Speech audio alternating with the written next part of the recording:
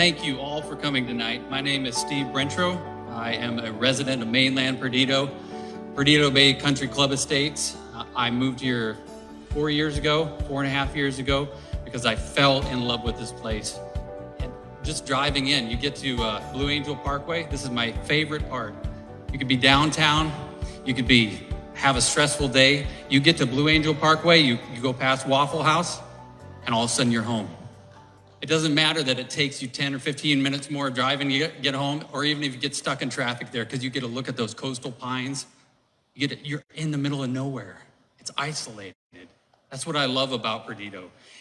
And there's areas of Perdido, we have communities building up, we've got neighborhoods, we've got business. It's great, it's a mix of everything. And really, I got involved in this effort this last fall when I started to see things changing rapidly. You know, apartment complexes all of a sudden popping up. You know, we had that, the Dollar General on Gulf Beach Highway that people were fighting against, hoping wouldn't happen. New development that's outpacing infrastructure up on 98. It's stressing the natural order and the beauty of our community that we all fell in love with. The reason that you moved here, the reason that your families maybe have been here for generations. So that's who I am. I wanted you to know that about me, that I absolutely love Perdido, and that's why I wanted to invest time and effort in seeing if we can find solutions to our local issues that empowers our citizens to make local decisions over these issues, and maybe even return some of that tax revenue that we're producing back to our local area and strengthen our own community. So thank you for coming. Thank you for investing your time. Thank you for being interested in this. I should not have been, I'm surprised, I'm shocked at how many people came, but I should not have been, because I know that the citizens of Perdido love this place. So thank you, thank you, thank you. I'll give you the agenda for this evening so you kind of know where we're going. We're gonna hear from our guest, Lynn Tipton from the Florida League of Cities. She is with the FLC University, the education arm of the Florida League of Cities. We're gonna do some question and answer. I know that you have submitted questions online. Thank you very much for RSVPing so we could get those collated and figure out. There's a lot of duplicate questions you can imagine, and there's a lot of hard questions, and that's okay. We're here to ask questions, and we're here to get answers and find out, is this even a good fit? You know, what are our options here? So we're gonna do that. We're gonna hear from members of our own community right here who have lived here that many of you probably know. We're gonna introduce our team. I know everybody's been asking who's behind this project, who's this Steve Brentro guy, you know, we've never seen him before. We've got a great team we wanna introduce to you. And we'll give you the game plan and what the next steps are, what we're working on, status report. So again, we're handling the questions that you submitted online with the RSVP. If you did not, there are question cards that you picked up on the way in. We're gonna try to address those. You can imagine a large group like this, we could stay here all night. I don't know who was here at the District 1 Town Hall meeting down in, yeah, that was a long night, a lot of questions. So we're gonna try to avoid duplicate questions. And I'm gonna say this, if you do not hear your question answered, know your question is very important to me, very important. Every single question, every single comment, we are going to submit to the feasibility study firm that starts to investigate with us how might this work, so that they know and they're aware of your input and your questions to make sure that everything gets looked at. So without further ado, I want to invite Lynn up here. I met her in researching this project. I talked to the city, future city, hopefully, of Siesta Key. Siesta Key kind of has the same thing happening that we do here, and they were feeling the pressures of development, and so they said, you know, we want to look at Municipal Incorporation. So I talked to them, and they said, you need to talk to this lady, because she's probably the smartest lady in all of Florida when it comes to how this stuff works and how these processes work. So put your hands together and welcome Lynn Tipton. Thank you. Normally, Steve Is that on? Okay, normally, Steve, I would have said, toss me a softball. That wasn't quite so soft to set it up like that, but thank you. Very kind words from Siesta Key. Good evening. On behalf of the Florida League of Cities, I want to say how nice it is to be here and tell you in one sentence who the Florida League of Cities is. We are the voluntary membership association for cities, towns, and villages. Last year was our 100th anniversary. We have an office in Tallahassee and an office in Orlando. I spent my first 25 years with the League in Tallahassee, and the last 8 years have been in Orlando, which means the drive from there to here, I broke it up and stopped off at the Tallahassee office because, yeah, it's hard to drive just that far in one day. In my time at the League, I've been spending about 25 years trying to help communities have the conversation that I hope you're starting to have, and in part, the conversation that I started having with Steve last fall, asking big questions, asking whether or not a municipality is right for your state. So it's an honor and a pleasure to be here with you. What a great turnout. And if you've got my PowerPoint up and ready, there we go.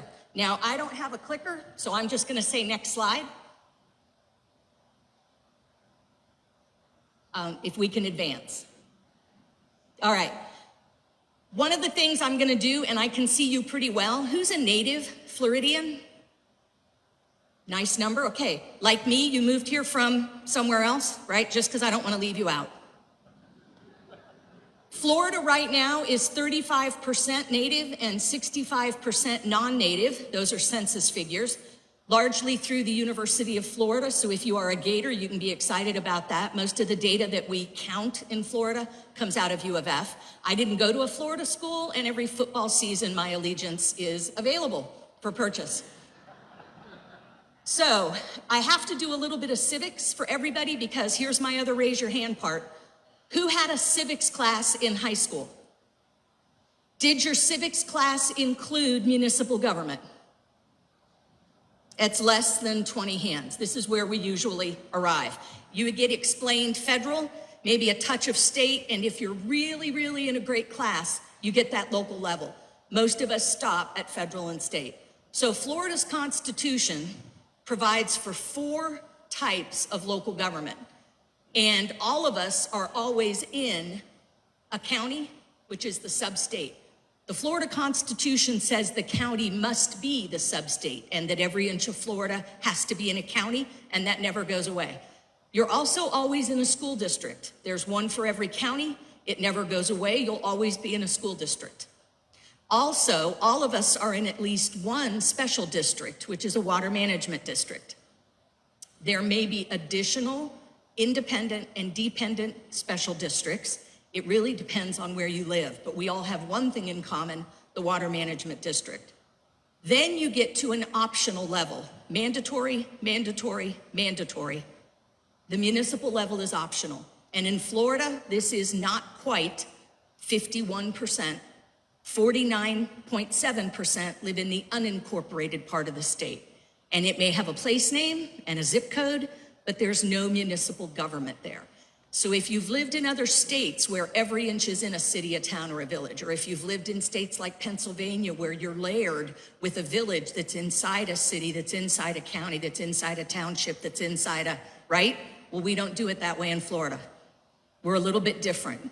And even if, for this conversation, you all choose not to pursue municipal government, it ends up being okay because Florida's a state where, again, we've been about half and half since the 1970s, incorporated versus unincorporated. I have on the slide the notion of home rule. Home rule sounds like you make your rules at home, and it's an interesting shorthand. If I were to describe it to you in a way that rhymes, I would say it's local voices making local choices. Prior to home rule, Florida was a Dillon's rule state, which our neighbor to the north, South Carolina, is Dillon's rule. Their local governments wait 3 to 5 years for permission from the state to undertake a program or a project. And that's what Florida was until 1968. Home rule was put into the Constitution at that time and then codified by the state legislature in 1973. With that, it takes Dillon's rule and it flips it. And it says any county or municipality may enact the laws that it wishes, provided that that law does not conflict with state or federal law. So home rule is available only to a county or a municipality, not a school district and not a special district. Next slide, please. So here's the numbers, and I mentioned those briefly. And if you are from New England, we don't have townships, all right? We just simply don't use them in Florida. There's the stats. Next slide, please. What does incorporation mean? 2 steps. Number 1, the study portion. The Florida legislature realized after about 250 municipalities had been birthed that they needed a process written into state law. And in 1974, they adopted or created Chapter 165 of state statute. And it put together, for Florida, the first real straight process for incorporation with, again, 2 steps. The first, the legislature studies the community. And they do that through a special act that includes a feasibility study and a model charter. Charters are social contracts. It says we the people want to self-govern, but here's how we're gonna do it. That's a charter, it's a constitution. And from the Latin, you remember the Magna Carta from your history classes? Carta is Latin for contract, so social contract. With this document, your local delegation agrees that this local act will go forward to the legislature, and in it, it speaks of what the community's wishes are, what a 5-year budget would look like, what the scope and shape of the government would be, what form of government would be, and all the intergovernmental partners will have been interviewed, the school board, the water management district, any other special districts that are in the area, the county, and the constitutional officers have all been interviewed to discuss the impact that the new municipality would have within the layer that you guys are, that's Escambia.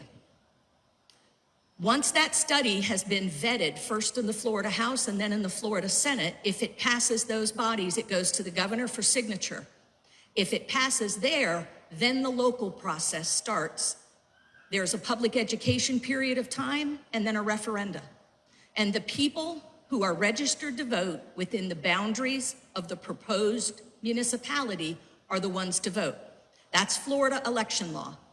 That's not unique to just creating a city. You'd have to be domiciled here to vote here, okay? Just like in any Florida election. And I usually get that question because someone in Ohio owns a condo here, they love it here, but no, they wouldn't get to vote here if Ohio is the permanent home and that's where they're registered to vote. And it is an important distinction. But that local vote is simple majority. 50% plus 1, if it passes, you have a new municipality and you get to pick the name, city, town, or village, because under Florida's constitution, they're equal. There's no population threshold. Our smallest population currently is 12 people, no zeros, 12. And the largest, Jacksonville, just in case you're ever on Jeopardy, is about 980,000 people. And somewhere in the middle of that would be, if you chose to create it, would be your municipality. So there's lots of ifs in what I've said, but that's the process in a nutshell. The feasibility study, by the way, is tough for a reason. What the legislature is looking at is more than the fiscal health. They want to know that this community wants to pursue it, that they've done due diligence and homework, that it wasn't just a knee-jerk reaction and somebody wrote up a quick memo and shoved it into the legislator's hands. It takes time. Most things in government take time, and they should take time. And it should be an open process with lots of meetings. When I first started working on municipal incorporation, by the way, it was pre-internet. And people would stand in front of Publix with a clipboard trying to talk to people. Or they'd hold a meeting at a library or someone's living room with Xeroxed copies of information and a big map because there was no internet to share it. So in a digital age, a lot of information would be put out there. But you gotta be careful whose information you're looking at, you know, because it's a lot of facts and a lot of figures. So on the timetable, I should note that the legislature in Chapter 165 stipulates the timing. As you know, our legislature only meets for 60 days. They meet in even-numbered years a little earlier in the year because that's an election year. And in a non-election year, they meet a little later in the year. And so it either goes March to May or it goes January to March. The deadline to file a feasibility study, however, is always the end of August. So that all fall, the House committee can take the report apart and really dive in and look and look and look. So that when the legislature meets, the committee's work is done and the local bill is ready to be heard. Okay, next slide, please. So from your area, if we're talking about the Panhandle, you've got Jacob City and Jackson County in terms of very small. Destin was created in 1984, and that's the Panhandle's newest municipalities. An effort you might be interested in that did not pass was Panacea in Wakulla County. They did take it all the way to the ballot, having gone through the legislature, and the voters chose not to adopt it. So Panacea is still unincorporated in Wakulla County. Now, what size normally goes through? The anomaly in all of this with Miami-Dade, they go through a completely different process and completely different sets of standards, but trying to incorporate over 100,000 people, that's extremely rare, okay? The median Florida city right now, population-wise, is almost 6,500, 6,485. Florida's not a state with really, really large cities. We don't have an Atlanta or a Los Angeles. It takes 2 Miamis to equal a Jacksonville, and even Jacksonville isn't 1 million people. We weren't a state created to really have huge, big cities because they're not around major industrial or commercial issues. If you think about us as sleepy fishing villages, tourist resorts and communities, military bases, agriculture, that's really how Florida started to grow, even before the first of the real other tourists came, right? And so that's where we're at population-wise. Next slide, please. So I've mentioned the issue of choosing the name. The notion of government light or gov light, as the nickname implies, means that it is not a city that on its first day decides to replicate everything or begin everything. These are cities that tend to provide their services contractually, either with a neighboring city, if there is one, or with the county, and in some cases, like in solid waste, even with a private company. So the city does a lot of contract management for the service delivery. However, the goal for incorporating was to have that local voice making the local choice, and the notion of self-government was important enough to the gov-like community that they did not go for a large, complex municipal government, but that's how the nickname GovLight came about. And you see the examples up there. Weston is a good bit larger in Broward County. DeBerry is in Volusia, and it's about 21,000. Fort Myers Beach is less than 10,000 down in Lee County. Policy discussion for the last bullet. You don't need me to read it to you. Next slide, please. So what does the process really mean when you talk about the local phase with the local delegation? Any legislator for the Florida House or the Florida Senate who has a portion of Escambia in it is part of the delegation. It's more than just Perdido and Perdido Key's actual House and Senate members. They are the ones that have to agree to file a local bill. And the local bill is that first step that I talked about, the legislative step. The study itself, 6 to 8 months. I've seen them take 1.5 years. It really depends on the committee and the work that they put into it and the data that they collect and the community voices that participate in it. I've mentioned what the special act is. We've talked about the public education campaign at home is helping folks understand the bigger picture. Next slide, please. So one of the first questions most communities ask is, what would the boundaries be? You cannot take part of another municipality. You must be contained within one county. Given that this area is the westernmost boundary, you really can't reach any further to the west, but you also cannot go beyond the boundaries to the east. The proposed population is tough because this is an area that gets seasonal population, right? So you're gonna work off of census data tracks and the available information that the county planning department has in order to arrive at that number. The county property appraiser's office also has a database as to what this area is valued at, and we're not talking market value, but assessed value based for the tax base. What the county uses to calculate, it's what the school district uses to calculate, and it's what the special districts use if they have taxing authority. It's that same data. Next slide, please. Now, one of the other really critical questions that a local community asks during this process is, what are the services that we want? There's already a utility authority providing water and wastewater. Stormwater, if there's already a utility in place, most cities don't find that they need to replicate that. They might need to enhance it, but they don't need to replicate it. This area is already served for electricity, so the municipality is not going to be responsible for starting that. Some of the other questions become police department from scratch, or contracting with the county for additional services from the sheriff, which is an option that many new municipalities select. The question of fire service is a little trickier if you're in an area with a fire district, but there can again be the use of another city's fire, the county's fire, or beginning with fire from start for a brand new city. In a GovLite model, that's usually not the case. The desire with a GovLite model is to select an existing provider and work on a contract for those services. One of the draws of becoming a municipality is that under Florida law, all counties and all municipalities have a comprehensive plan, or the comp plan as we nickname it. The comp plan is a 20-year statement for a variety of different elements that take on roads, land use, housing, transportation, education, free space or recreational space, and the like. That comprehensive plan is a way for a community to come together with its own vision and to say, despite the work that the county has done, this is what we really want for this particular area. The desire for a comprehensive plan has driven a number of areas to consider becoming a municipality and to actually achieving a municipality, because the comprehensive plan leads to your own land use codes and land use regulations. Next slide, please. So I asked some of the other tough questions.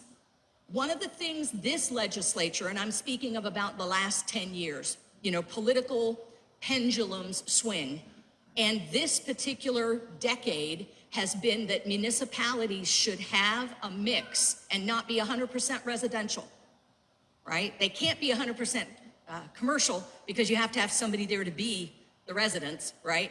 But the legislature believes that a healthy community has a mix of land uses. So in the past, when I first started at the League, we had a couple of communities incorporated at about 3,000 population that were 100% residential because they wanted their own comprehensive plans. But nowadays, the legislature says, where's your commercial, where's your other types of properties? So that's a question that they ask.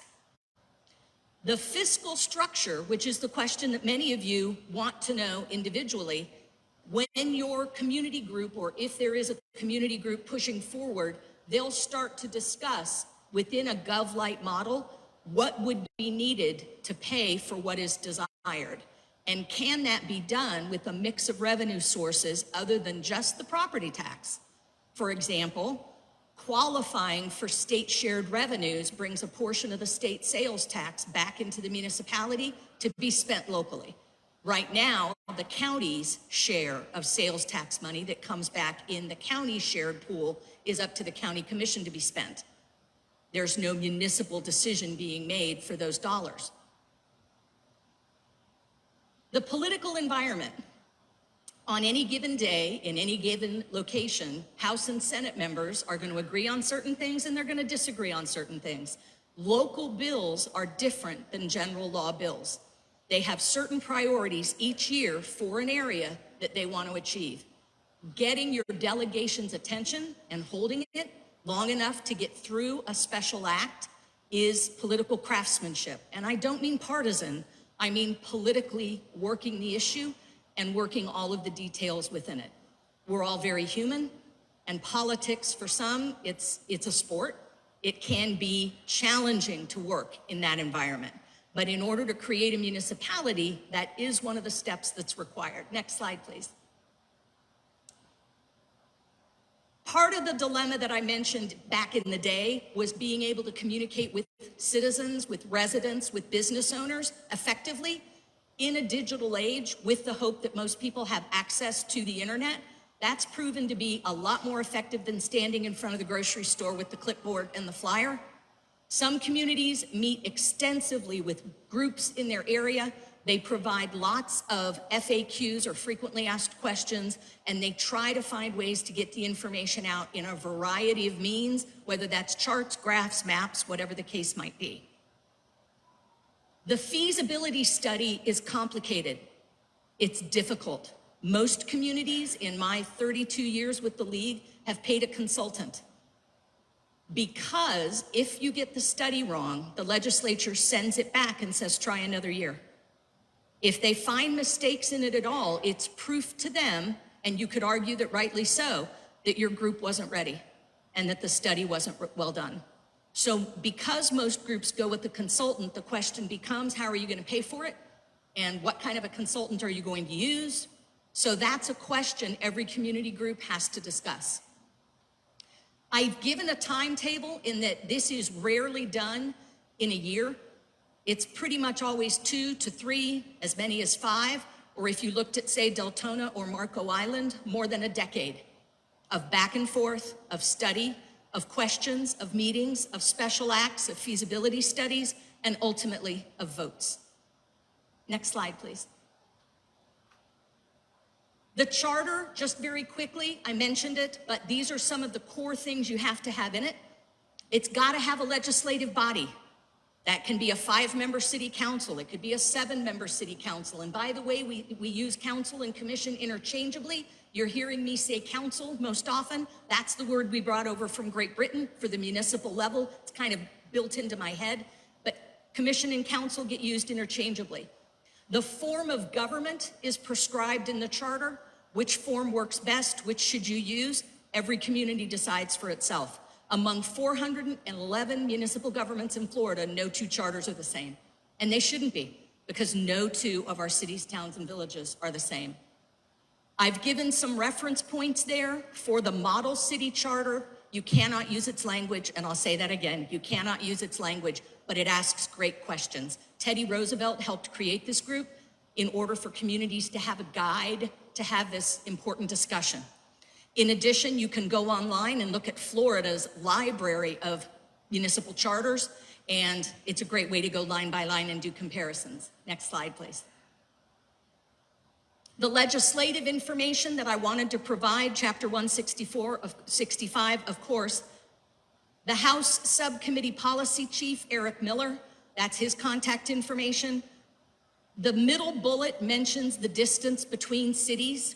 You're not in that situation in that you don't have another city abutting you. I normally have to have this part of the conversation if I'm down in Broward or Palm Beach counties where they have more than 30 municipalities in their county. But the guidelines that are in there for population density and population are just that. They're guidelines. The legislature has waived them, for example, in Brevard County, creating Grant Valcaria with a population of 3,000. They waived both the distance between cities, the population density, and the population threshold. So these things the legislature is willing to waive if the local delegation desires it. Next slide. All right, I'm usually asked about the pros and the cons. I'll start with the cons. No municipal government is free. No government is free. If you're going to establish a government and services, there has to be a way to pay for it. It does not always include taxes alone. There are often fees, and taxes and fees are legally different things, so I'm being very specific. But not all of it is taxes. So that's usually the first con. The second is, do you need another layer of government? You're the only ones who can answer that question. That's not for the league to answer, and certainly not me because I don't live here, but those are the 2 biggest cons that are thrown at me. On the pro side, where you've not had a collective voice before, becoming a municipality would give you 1 voice at the municipal level. If you've got 1 county commissioner out of 5 in your area, If you look at that at 20%, having your city council be your neighbors, your colleagues at work, your people that you worship with, etc., that's what the municipal level brings you, is a united, cohesive community. As a government, it gets you a seat at the table that you've previously not had, whether that's with your county, your school board, your water management district, your state legislature, or with the US Congress. Also, regionally, it gives you a seat at the table for things like transportation planning groups and other regional entities that come in and look even broader than an Escambia County boundary, but look, say, to the northwest, or in a 3-state area, look at Alabama and our neighbors and start to ask intergovernmental questions. The ability to self-govern and to spend local dollars locally are usually the biggest driving desire behind the creation of a city in Florida today. And to know that the municipal dollars that you pay in are being spent and determined to be spent by people that you know and walk alongside every day. Next slide. Oh wait, hang on, let me go back, sorry, my fault.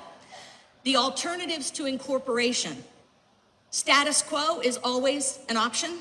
Another is to ask the county to do overlay districts related to services or land use for you. That is not something that you locally would control in this neighborhood, so to speak, but it would still be the county's, but it is something that many communities ask of their county rather than incorporating.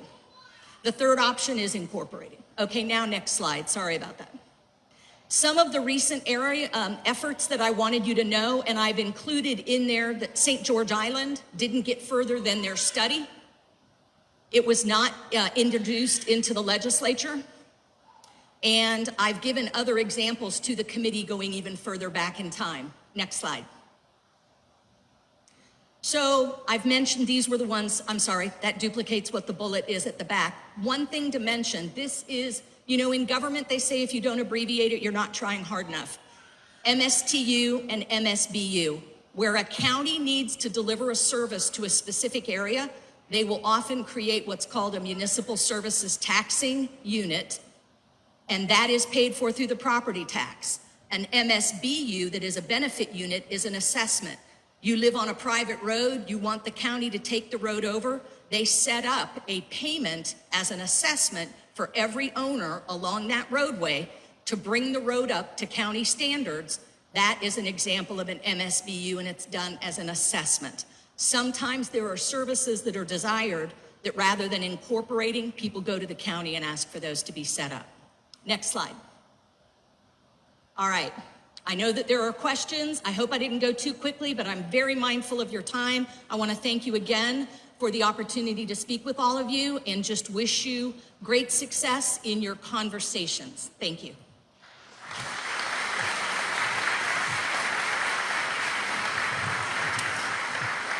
Thank you, Lynn.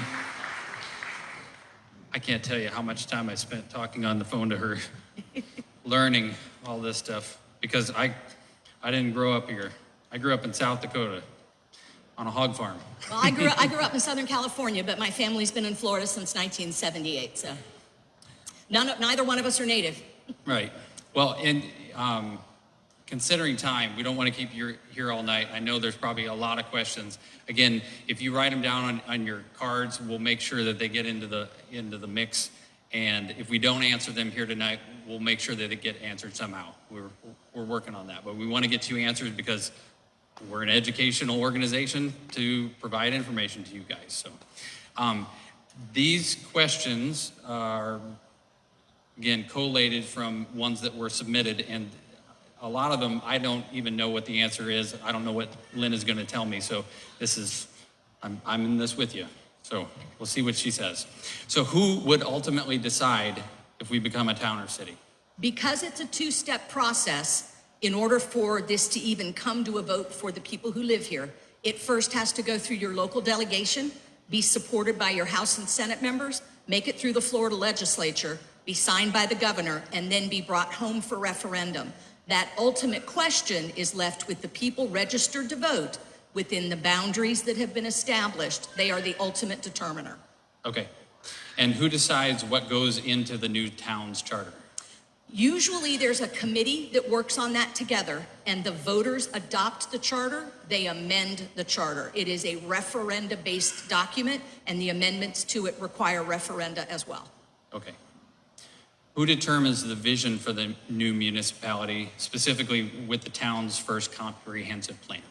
Okay, whoever is elected to the council of this new city, town, or village, again, council or commission, they're ultimately going to vote on it, but the process for a comprehensive plan can take up to 2 years by state law, and there are normally a number of public hearings that go into that.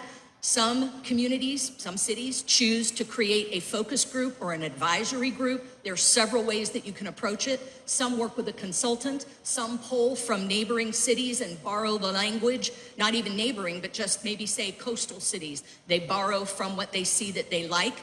They put it together, they put it out for public hearing, where there's plenty of opportunity to comment on it and discuss it before the council of the new municipality would adopt it. It then goes to the state for review. Okay. By the way, there's a comprehensive plan. I can't remember what city it is, but it's in the reference section on our website. If you are having trouble sleeping, it's a 500-page document. And most of it's in legalese, so yes, it's better than a sleeping pill. Comprehensive, that's the word. How are local leaders put into place? So if you picked a 5-member city council, you, the voters, would vote on who those 5 would be. In your charter would be the length of their term, 2-year, 4-year, or the compromise, which is 3 years. And Florida's got a wild mix in all of that, right? 2 is too few, 4 is too many, let's have 3. But the community helps, right, in the writing of the charter, make a decision on that. Once they're elected, the other question for the charter is, are you going to stagger the terms? Say 2 years, 2 years, and 1 year, 2 seats, 1 seat on a council of 5. You can put all of them up for election at one time, but the ultimate decision is in the hands of the voters. Are those paid positions, or how does that work? We have cities that pay their councils, and we have cities that do not pay their councils. In the Panhandle, one of the traditions for smaller cities has been fairly low pay. The league can provide those statistics, but you know, $1,000 a year for being on the city council is quite common, believe it or not. In the very large cities like Tallahassee, you tend to see larger pay. They also attend a lot more meetings than a smaller city would go to. So it's not a job I get rich in? Most people don't run for the money at the municipal level. No, they don't. You mentioned different forms of government. What form of government would the new municipality take on? Like the strong mayor, weak mayor, council manager? That is up to the people that write your charter. And so it's usually based on lots of community conversations. Of the 26 municipalities that it's been my pleasure to work alongside as they formed and to provide information to, right? All 26 of the newer Florida municipalities have been council manager or commission manager, in large part due to the complexity of government today. And we do have council strong mayor cities in Florida. We also have council weak mayor cities in Florida, but none of those have been recently incorporated. And if you don't know it, strong, weak mayor, there's a lot of information online. Yes, Again, and we can send you the charts and the language behind that. The notion of a weak or a strong mayor, I just have to say, is not based on their personality. It's what the charter says their authority is. Do they veto? Do they hire staff? Do they fire staff? That's where the difference comes in. What types of things can new municipalities do? Well, for one thing, it's self-governing. It's having local decisions locally made. By law, you have to have the comprehensive plan, and your budget must be adopted under Florida law at a balanced level, okay? No debt. If you do take on debt, the budget's got to reflect that the debt is being paid back. So that's state law. Beyond that, it's up to the municipality, but one of the examples is go after grants. Both grants that are available to governments, grants from altruistic groups, for example, like the Bill Gates Foundation, the Bill and Melinda Gates Foundation. As a municipality, you would have the ability to go after any grant you wish that fit your community's needs. I think I heard Fort Myers Beach, day one, when they incorporated, had $1 million grant to buy Mound House, an archaeological site, and set up a museum? And to set up a museum, yeah. That's It pretty survived the hurricane as well. It's Oh, damaged, but it did survive the hurricane. Yeah, it's damaged. So in addition to that, it's holding intergovernmental meetings, I do want to mention, and being able to be a seat at the table for conversations with the other levels of government that did not previously exist. There was no seat at the table because there wasn't a unified group to speak for the community. Who would be responsible for police, fire, sewer, trash, water lines, all that kind of stuff? That's really up to the group that writes this feasibility study and the plan that they put forward, because that's what the legislature is going to consider, and whether it's a gov-lite model and those things are contractually done, or if there was a decision to do it locally provided by the city itself, that's what's built into the plan. However, once the new council is elected, that's the only group that can determine which of those options will go forward. So I can't answer you on where that would occur because that's the choice of everybody here. Okay, and I had read something about a transition. This is my question. During the Plan. How does that transition, work? the county's authority continues to be in that area. Normally, the county commission, once the vote has occurred, sets up a transition committee to work on the transition of responsibilities to the new municipality. Who would be responsible for zoning and planning and code enforcement, and how are those typically addressed in a? So zoning and land use cannot occur for the new municipality until its comprehensive plan has both been written, adopted, and reviewed by the state. During that time period of, say, up to 2 years, it is still the county's land use and zoning law that is in effect. Code enforcement is different. The new municipality would have to make the decision by vote to engage in code enforcement and then set their standards and then begin to enforce them. Some municipalities in Florida do their own code enforcement, some rely upon the county. There's a mix. Okay. We currently pay a fire MSBU and a sheriff MSTU. Would those tax items go away, or are they replaced with municipal taxes, or how does that work? So this one gets a little complicated. Stick with me.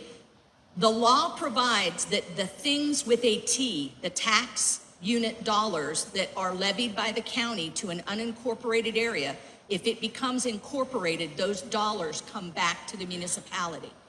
For an MSBU, which is done by assessment and not tax, those dollars stay in place with the county. What Florida municipalities are now operating as a government-light model? That was on the slide, but the examples specifically, DeBerry, Weston, Fort Myers Beach, those are the newest and best of the examples. Okay, The one closest to your area in population size is actually DeBerry DeBerry. in Volusia. Okay. Would livestock, horses, goats, and chickens still be allowed into the town?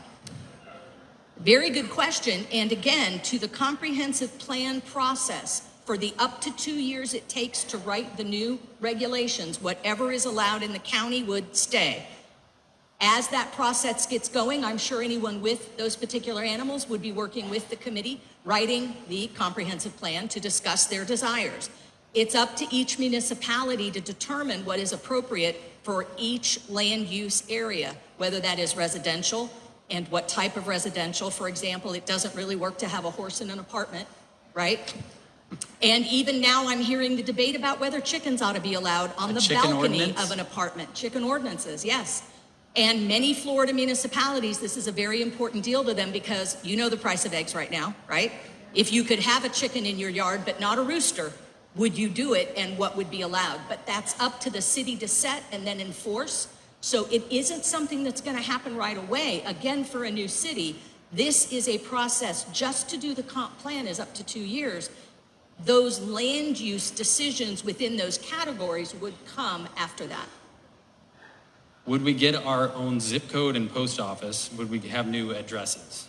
So if your name in this area is Perdido and there's already a zip code, this is a federal designation and not municipal. Your local congressman could choose to change what the name of the post office is, if so desired, right? If it says something other than whatever your community group picks for its name. What really matters to the federal government is your 9 digits, because that's how they find you, not the 5, the 9. And there's no change to that. You could put a different address right now with your 9 digits and it will get to you. You could say that this is, pick any name you want. It's the 9 digits that matter for zip code. So it isn't so much the name, it's knowing that this is a federal issue and the determination for anything related to the zip code is federal. So getting like, we don't actually have a post office in Perdido. We drive to, like... It's a Pensacola one? Yeah, it's on the other side of Navy. Okay. So again, if you wanted one, that's something you work through with your local congressman. And again, being a city council asking for it might be different than, say, just a regular citizens group asking for it, if that's your desire. Would becoming a municipality impact eligibility for social services like child protective services, elder care services, nonprofit eligibility, homeless? For example, various cities in Virginia have different requirements for social services within the same county. So Virginia is not the same kind of state as Florida with regard to what the local governments are responsible for. In Florida, municipalities have no role in social services by state law, whether that's constitutional or by state chapter, state statute. It is from the state to the county for the delivery of that mechanism, and it does not matter whether there is a municipal layer or not. Some municipalities are choosing to do more seniors-based programs in their parks and rec, for example, but that's not an issue of eligibility nor qualifying. Those things would remain state and county. The taxable real estate value of the research area with 20,000 people, according to the site, is $3.5 billion after homestead exemptions. This number grew by 30.5% from 2021 to 2022. That means just 1 mil of ad valorem tax raises $3.5 million for the municipality every year, $500,000 more than it did in 2021. Given this, how would you say that we compare to other towns our size in Florida? That's really difficult because that's apples to oranges. It's never going to be apples to apples. The Florida Department of Revenue has a database that lists all 411 and all 67 from taxable value, lowest to highest. If you really want to dive into the comparisons, that's worthwhile. What the legislature wants to know is that with 1 mil of property tax or 2 mils of property tax, what would you do? How would you spend it? What services would you provide? How would you govern that money? And coastal communities and their valuations, as you know, can fluctuate and fluctuate greatly. We've all been there through the roller coaster rides over the years and the decades. So again, looking at the number is helpful. Knowing what 1 mil raises, which is 1/1000th of $1 in value. So if you have a $100,000 home, 1 mil is $100. Of assessed value. Of assessed value, not market value. We never talk about market value unless you're in real estate. To government, it is the assessed value. And of course, there's the providing of homestead exemptions, et cetera. But if I'm taking the 100,000 because it's easy math, 1 mil is $100. So in the collective, what the legislature looks at and what most people are interested in knowing in your delegation is what would you do with the money if that's what you raised from that tax base. The legislature wants to know that a tax base is healthy and that it has variety in it, that all the eggs aren't in one basket, like all residential, et cetera. Many worry about high taxes. How do the citizens limit the taxing capacity of the municipality? So under state law in Florida, you cannot put a cap on it. There is already a cap. No municipality can levy more than 10 mils. The school district is limited to 10 mils and your county is limited to 10 mils. There's nowhere in Florida paying 30 mils, of course, the max anywhere. What you have are variations along that base related to what is needed and the services that are being provided. The question really comes down to what are the leaders like that you're putting into office? If you choose to become a city, the people that you elect are the ones that are going to set the rates for fees and set the rate for taxes. So it really comes back to the leaders themselves and their belief in taxation, their philosophy toward taxation. The other is that in a gov-like model, there is less spent on the government services like police, fire, water, sewer, and stormwater than in a non-gov-like city. Next page. Can municipalities collect sales and gas tax? They cannot levy them nor collect them because they're all collected by the state. So municipalities share in a pool, I'm trying not to make a pun, but a pool of gas tax money that is awarded back based on the road miles and the amount you spend on transportation. If the roads in a new city are not the municipalities, but are instead state roads and county roads, that municipality does not share in gas tax monies, okay? So they're not collecting it and they're not using it. On the sales tax side, the state does collect a portion within one of the half pennies that is shared by counties based on population and shared by cities based on population. You have to qualify with the amount that you're collecting as a city in all your revenue sources. But if you qualify for it, then those state dollars come back to the city. They can be bonded for debt and they're available to be used in any capacity. How does becoming a municipality give us more power to address local issues? It's a seat at the table that otherwise you might not have even been invited to the meeting. It's having, whether it's a mayor or a council member, a commissioner, attending intergovernmental conversations that otherwise you weren't a part of.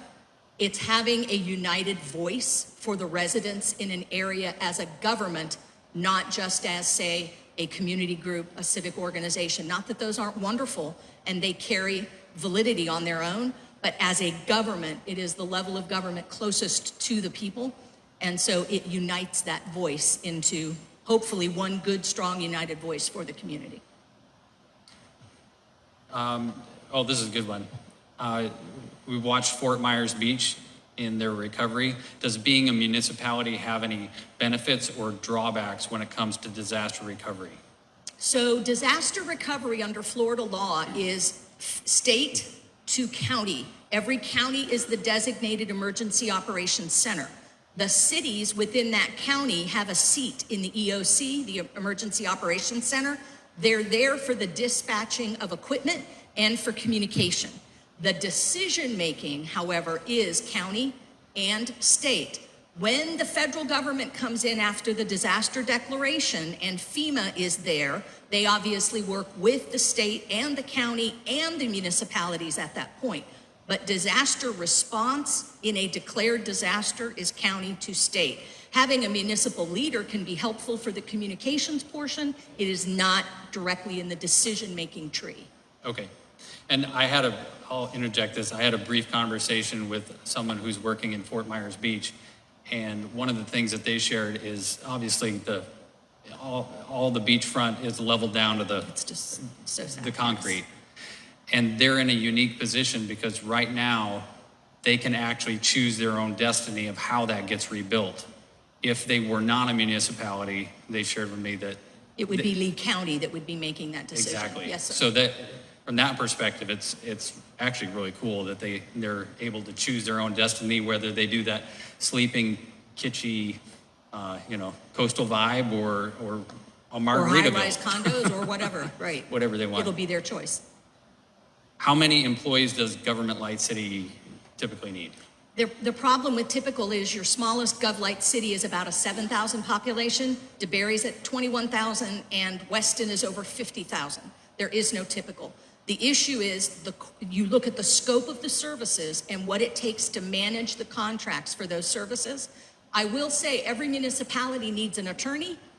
They need a clerk, not only for the notice of the meetings, but the keepings of all of the records. If there is a manager on board, that's 3 right there. Beyond that, it's going to depend on the scope that is designed for the services that are desired. But I can tell you that at certain cities, you might have a half dozen employees, and in a slightly larger GovLight city, you might have a few more. It really depends on the scope. I love this next question. This is a good hard-hitting one. Many citizens express concern that incorporation would add yet another tier of bureaucracy on top of an already complicated bureaucracy in Escambia County. Does the local government need to be complex? How can a municipality simplify or streamline our situation? Again, GovLite isn't the only way to go. We've had cities in Florida that have managed to incorporate with different models that work well for them. Because each city picks its own governing structure, the community has to be comfortable with what's chosen. No one's asking from day one that you be complex, but sure, to look at it from the outside and to say, well, the law is this in the city, it's this in the county, why are the two laws different? Well, the one group desired this, the other group desired that. You're going to have two different laws that aren't identical. The issue of school districts as another layer, of special districts as another layer, I can agree that it can look complex in looking at it. However, when you strip it down to 24/7, 365, you know, are the roads in decent shape? When you turn on a faucet, does the water run? Is the garbage picked up at the curb? If I flush a toilet, is it going somewhere that is safe and viable and not in my yard? Okay, these are really important questions, right? Is there a place that I can recreate with my family? I don't care if it's a county park or a city park. Can my family recreate nearby, right? Am I getting to vote in legal elections? Is that being taken care of for me? These are the questions when you look at the complexity of government and you look to the layer. The issue is, again, for civics, you all raised your hands that you had civics, and then all but 20 dropped when we got to the local level. So clearly we're not doing a great enough job at getting civics out there so that folks will understand which government does what, where, when, and how. How do municipalities work with the school district to ensure a community's proper access to safe, quality education and transform them, like in our case, from poorly rated schools into highly rated ones? Well, it is a different governmental body. So forming a municipality is not going to change your schools. That's, you know, they're different governments created by the state as far as the school districts. That is under all state law. The municipality can work on the access in and out of the school in terms of the roads, crossing guards, and guardians at the schools. That's where the school is involved. Other than that, intergovernmentally, for example, using schools as shelters during a hurricane, cities are very involved in that step. But in the nature of the curriculum, or in the teachers, or in the grade levels and things of that nature, graduation rates, that's not going to be municipal. Do any cities have charter schools that they? Yes, we have about 20 cities out of the 411 in Florida that either participate with or partner in a charter school. And everybody's favorite, the last question on this list, right? Then we'll take a break. In spite of generating a disproportionately large amount of taxes for our county, Perdido's infrastructure is some of the worst in Escambia County, and overdevelopment threatens both our wildlife and our way of life. Can incorporation impose control or a moratorium on overdevelopment and destruction of the Gulf Coast and Perdido's wetlands? Wow. So in the 2 years that it takes to write the comprehensive plan and all of the community conversations that go on related to that, when it's time for the new city to write its land use regulations, they can look at limitations on density, building heights, setback, environmentally sensitive lands, wetlands, set aside, etc. In Florida, there are, however, very strong property owner rights. And if already these property owners have platted with the county a development order, what is called a DO, again, abbreviations, I'm so sorry. The development order, if it's already with the county, the new municipality cannot override what's already on the books for the county. It may be that that never comes to be built. The developer may have walked away, lost the money, lost interest, right? But if it's on the books, the municipality cannot change that. However, for the lands that are available, they can work on, as you described it, limitations or limits. Yes, they can do that through the land development regulations. Okay. Well, that's it for this section of questions. Okay. These guys have to get to Tallahassee for first thing in the morning, so they're actually going to hit the road here after a little bit. Caffeine. All hyped up. But you brought your driver, right? Yes. This is Chris Hawley, my Florida League of Cities colleague, and he's going to be helping on the drive home. I will tell him stories, and then he won't fall asleep, right? That'll be the plan. I just want to say thank you for the questions. All of these show to me that you're really doing, if the folks in this room, or even if they're not in this room, you're doing some good heavy-duty thinking. While the league doesn't take a position on whether this community or any community should or should not become a municipality, my parting words are that you know what a municipality really is before you make the jump into the study and the next steps. Because it isn't the county, it isn't the school district, and it isn't your water management district, for example. You really, I hope tonight, if it's become a little clearer what a municipality is, and if not, please get a hold of me, ask me, and let me help explain that part, because the league's interest in it is that you have the best information you can possibly have to make what is a very personal and important decision. So I wish you all the best in your process. Thank you. You're welcome.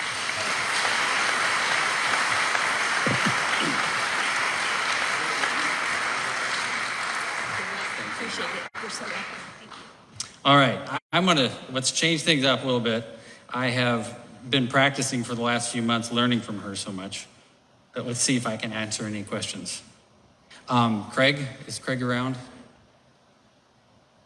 Oh, there you are. I'm gonna have my friend Craig come up, and he's gonna ask me some of these other questions, and we'll handle them. I'll do the best that I can, and hopefully they can get on the road, and we'll see how that goes. You might recognize this guy if you've been around Perdido for any length of time, I'm sure. All right, thank you, Steve. This is Craig Dalton. He is with, see if I get this, Perdido Bay Youth Sports Association. That's correct. Yes. All right. All right, well, I'll ask a few questions, and Steve gave me the list. This is a final compilation of some of the questions we've already received.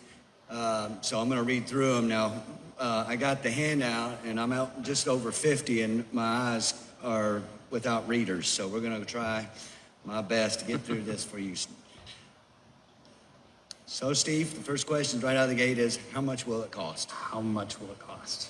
So, we've heard about the funding options and taxes and all that kind of stuff, but this is what the feasibility study will tell us. As we get into this, they'll look at every aspect of what we pay for services right now, what we need as a community, and what our desires are.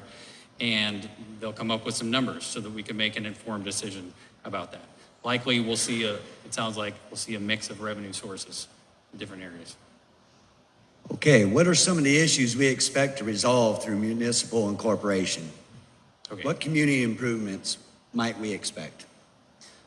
So I wrote this down because I wanted to make sure I get everything in there. By incorporating Perdido as a municipality, we could directly address local concerns, as Lynn was talking about, and build value in our community. Some of the things that we could do is ensure that zoning and planning align with our local way of life, improve street conditions for local neighborhoods, along with traffic flow. Through planning, we can increase pedestrian safety with sidewalks, crosswalks, multi-use paths, and street lighting. And again, I'll point out, people say, where does money come from for that? Well, a big part of that is with planning. So then as future development happens, it's guided. Maybe new HOAs that are subdivisions that come in have to have sidewalks. That could be, an ordinance. Get a fire station in the northern part of our area, something missing for 5 years. Increase law enforcement patrols as needed. Establish uniform code enforcement to protect property values and beautify our community. And create and implement comprehensive stormwater management plans. That sounds really boring, doesn't it? You drive down, the road and you see water in the wetlands. Well, it all has to go someplace when it rains, and a comprehensive stormwater management plan makes sure it stays away from houses and businesses, and it doesn't pollute the waterways as it goes out to the, different places. So each of these obviously could be taken care of by our county, but that creates more stress on the county. And really, a lot of these things, It sounded, from what I've talked to citizens in the community, there are things that they would like to be involved in the decision making of and guidance of. So. I think this question's already been asked, but maybe we'll put a little different spin on it. So what does becoming a town mean for law enforcement, EMS, search and rescue as it relates to Perdido? So the recommendation, as we've been having initial talks with the feasibility study firms, is that we would contract those back out to the, to the county. So, and we have a lot of flexibility in that.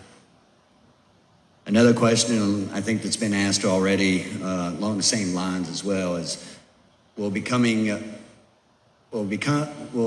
city affect public services like water, sewer, trash, gas, electricity? How does that affect Perdido? So existing public services would continue as they do today, just like Lynn was describing, and we had the added benefit of maybe collecting the franchise fees that people already pay on that.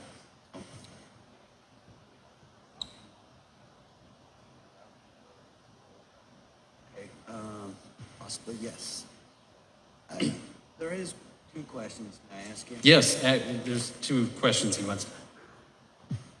It's an interesting question. I've been asked 100 times already, but why were the map boundaries drawn like they are?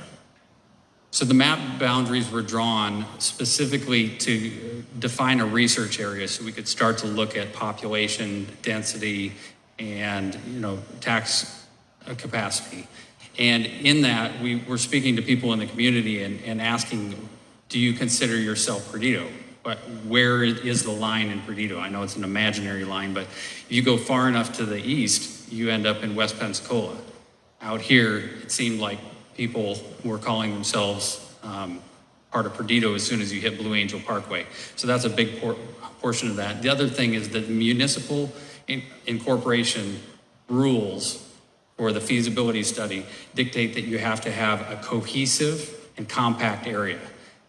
Very vague. But then they have like a nuclear physicist that is like drawing circles and doing measurements around your boundaries to figure out, like, does it fit in this? What does it look like in this? And then they answer how compact and contiguous you are. That's a fun word. Yeah. Oh, yeah, and that's the other thing is existing districts and boundaries. So you're looking at roads and natural barriers and things like that. So up against the naval base, the state roads, it just kind of makes sense. Okay, this will be the last question, and this is a long one, but I feel like it's along the lines of others that have asked the same question. It's 2-part, one specific, very specific.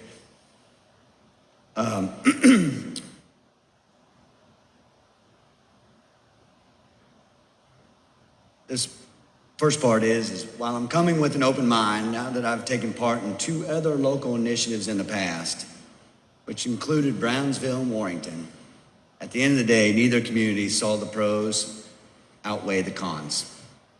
Can you comment on that? So I think as Lynn was sharing, every city, every municipality is different. We're not Brownsville, we're not Warrington. They have different needs than us. Obviously the demographics, the finances, the tourism, that's completely different. So, and same thing with Navarre. Navarre is working on this. That's a different animal too. So we really have to figure out what's right for Perdido and focus on that. And if Municipal Incorporation is a good way forward, let's look at it. And I think we have people in the community who believe that it's worth looking into enough to fund a feasibility study. All right, here's the last long question. This person would also like to know how incorporating will survive the cost associated with a hurricane that, say, for instance, would devastate Perdido Key Drive, known as Beach Road, without breaking us at the bank. Especially since I didn't ask this question. Someone else asked this question. especially since the Florida DOT, who owned it for nearly 80 years, claims that the cost of 1 mile is 2.5 times more expensive to replace than the normal road that doesn't have all the requirements that they do on the beach. That is nearly 9 miles of that road. If that replacement cost were around $4 million per mile, which is a lowball figure according to FDOT, do you really think the residents of Perdido could bear the cost of a bond or a loan with interest of a $40 million tax on a small population? Do you have $40 million? So both feasibility study firms that we've interviewed so far and have been talking to advise against doing anything like that. If your coastal communities, they said in coastal communities in Florida, you do not want to own the road that's going across the beach. They say that's the dumbest thing in the world you can do. It should stay a state road probably, because whoever owns it at the time it gets destroyed has to pay for it, right? So when it comes to roads and parks and beaches, we don't want to have to pay for that out of our pockets. We don't have, I don't have $40 million laying around. Maybe you do, but so the goal would be to leave those with the existing owners and then help take care of them, help, like with our beaches and parks that, the bathrooms are in shambles. We can help clean them by funding people at the city level to service them or contract. So that's the general idea, but no one's saying to take over all the roads. All right, Steve, you're off the hook. That's the last of the How'd I do? Questions. Round of applause for Steve. Nice job. All right, I'd like to take this opportunity to introduce someone I met in talking with members of the community. Pastor Buford Lipscomb. Many of you may know him. He's a longstanding member of the community, lives out on Inararity Island. And I'm so interested to hear different perspectives of people who live here and what they think about this type of effort and what they see in the community. So, okay. Thank you, Stephen. I tell you, I think we need to give this guy a big round of applause for just putting his neck out on the line, bringing us together, to have this conversation. I know some of you, we don't always get along or even agree on things, but to bring this together, it's amazing. My wife and I lived in this area for a long time. We've raised our kids here, and now most of our kids are raising their kids here. So we know this community. I know many of you, we love this community. For 26 years, I was the senior pastor of Liberty Church here. Just retired 2 years ago, just ahead of COVID. Praise the Lord. And my son Josh now is the pastor. When we first moved out here and built this building, there was no Walmart, there was no Target, there weren't even many storage buildings out here back then, if you can believe that. And like our community now, just like Perdido, we experienced sudden and rapid growth. And it was evident that our leadership structure as it was the church growth was just not sustainable with the growth that we were experiencing at that time. So something had to happen. And what had to happen was change. Could everybody just say the word change out loud? Change. Nobody really likes change. People are afraid. I learned a lot about change being here these 26 years and growing with this community and loving this community. And one of the things I've learned is people don't like change, and people are afraid of change. People are suspect of change and suspect motives with change. And I've learned that, but I've also learned that being proactive with change, we were able to harness change and see positive results. And can I say to you, change has arrived in Perdido. That ship has sailed. We don't have to like it or what, but we are trying to take some responsibility. And again, I'm a conservative like many of you. I don't like big government. But at the same time, I don't like taxation without proper representation. And I think we have a great potential and opportunity. And I'm just speaking as a voice of the community here to really have a seat at the table. Lynn was amazing, wasn't she? And all that information, still kind of taking it all in. And I think we could have been even better informed. But I, for one, am enthused about this. And I can say to you, this effort, although again, have no official capacity, it's not for or against any political persuasion whatsoever. It's not about any personal gain on anybody's behalf. It's about loving our community. And loving Perdido we do. And being able to even see it go to a greater height together. One of the things I'm excited about is simply bringing our community together more so as Perdido, not Perdido Key, not Innerarity, not Gulf Beach Highway or Perdido Country Club, but Perdido, and really being one central community. I think that's awesome. And I think that will carry us a long way in strengthening, no longer being fragmented. But we are so glad that you're here. And I wholeheartedly support this effort, whatever shape, form it takes. But I'm especially proud of the leadership that Stephen has put together. This guy is smart, and we need somebody smart, and he's very flexible, and we appreciate him a lot. And again, thanks for being here and being part of this conversation and helping us see what is next for Perdido. Stephen? Thank you, Pastor. All right, I'm going to invite up Craig Dalton again. He serves multiple capacities. He can read questions without his readers, and can also talk. I don't even have readers. First thing I'd like to, and because we are in the interest of time, and I want to get to the end, but I do want to recognize two special guests. County Commissioner Jeff Bragash, he's in the house, and County Commissioner Mike Kohler, who's also in the house. So if we can get a round of applause, and thank you for coming.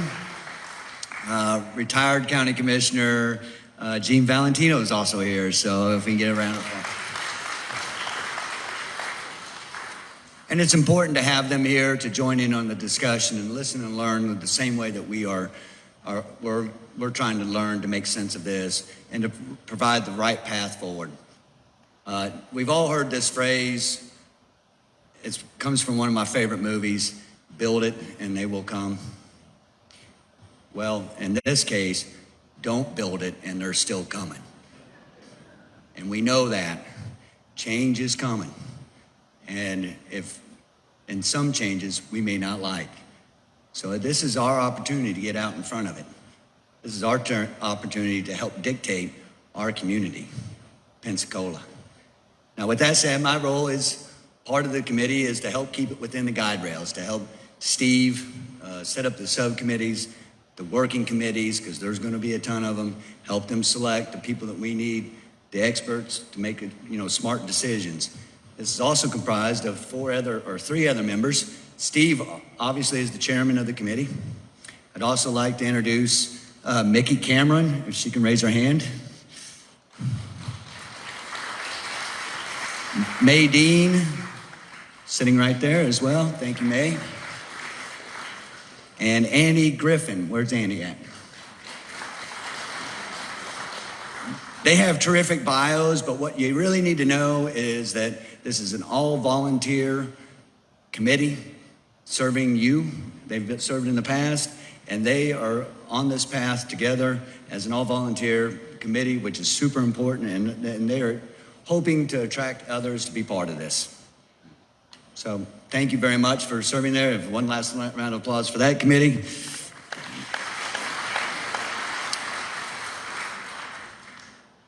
And I'll just leave you this one last thought.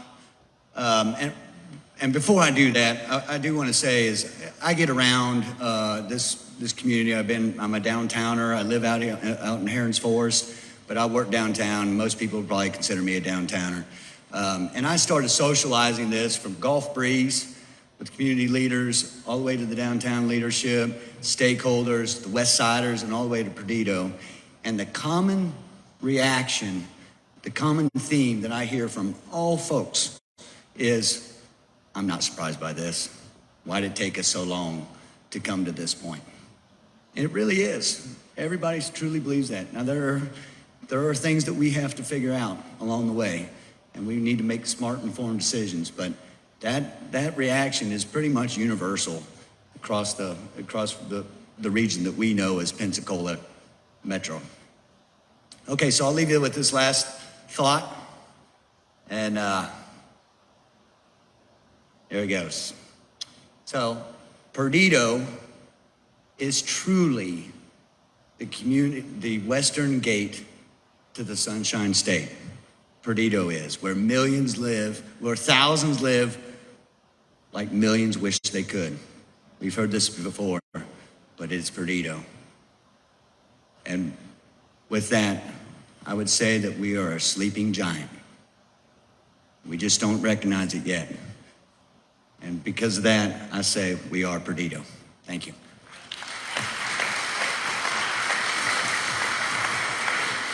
Thank you, Craig. All right.